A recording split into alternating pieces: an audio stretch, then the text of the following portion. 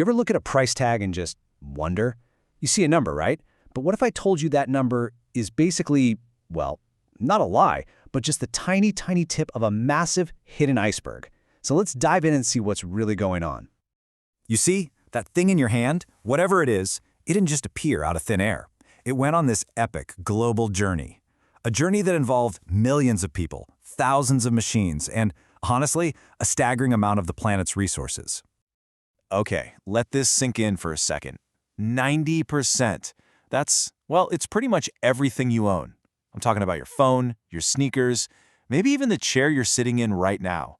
The odds are ridiculously high that it crossed an entire ocean to get to you. And when it comes to moving that much stuff, there's just no beating the humble container ship. And the energy to make that trip happen? It's staggering. Get this. Just one of those huge container ships can burn through as much fuel in a single day as 50 million cars. 50 million. Seriously, just picture that for a second. It's wild. And it's not just about the huge distances, it's about how complicated the whole thing is. You know that coffee you had this morning? Seems simple, right? Wrong. Those beans might have bounced across 5 different continents. I mean, from the farm to a roaster to a packaging plant, through who knows how many ports, all of that just to end up in your cup. So look, it's really easy to see a price go up and blame some greedy CEO or the corporations, right? But the truth, it's so much bigger and way more complicated than that. Prices are going up because they're a reflection of the real, hardcore forces that run our world. We're talking physics, energy, distance, and, of course, people. Okay, so how do we even start to wrap our heads around this? Well, we can use a concept called the price stack. Just think of it like an invisible blueprint or a recipe that builds the final price of, well, literally everything. This price stack is built in 4 big layers. You've got logistics, that's the stuff that moves everything.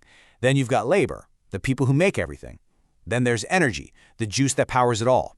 And finally, you have the invisible stuff, taxes and geography, which kind of shape the whole game. So let's start at the very bottom with the world's conveyor belt. All right, every single thing you buy starts its life on this gigantic, planet-sized conveyor belt we call the global supply chain. This huge network of ships, trucks, and planes, it's not just moving boxes around. It's basically the lifeblood, the circulatory system of the entire global economy.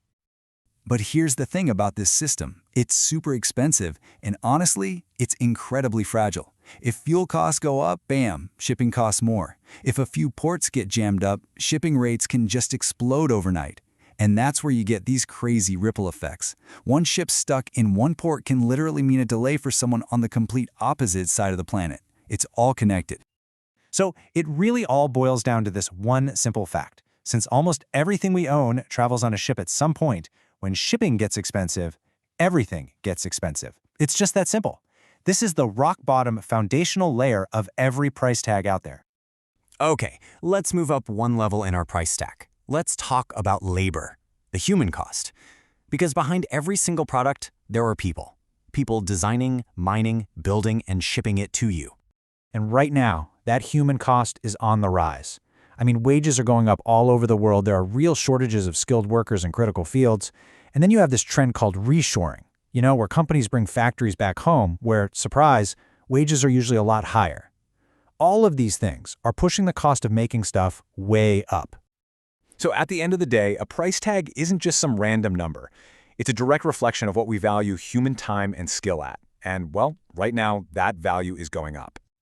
All right, next up in the stack is the big one, the layer that powers all the other layers, energy. You could seriously call it the heartbeat of our entire modern world. I mean, just think about it for a sec. A factory needs a ton of electricity to stamp out the metal for your laptop. All those ships and trucks, they run on diesel.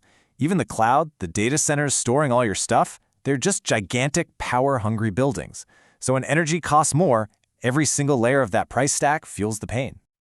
And that brings us to our final layer. This one is maybe the most powerful, but it's also the one you almost never see. We're talking about the price of geography and politics. These are like invisible borders, and they add cost at every single turn.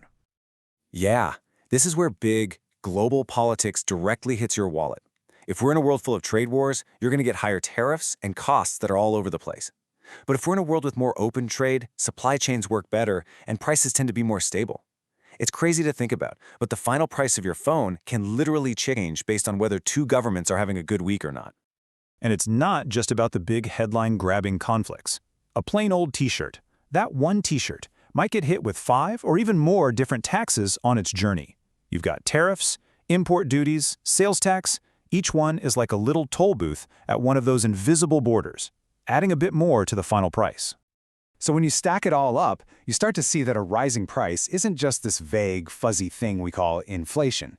It's the real combined weight of the whole system.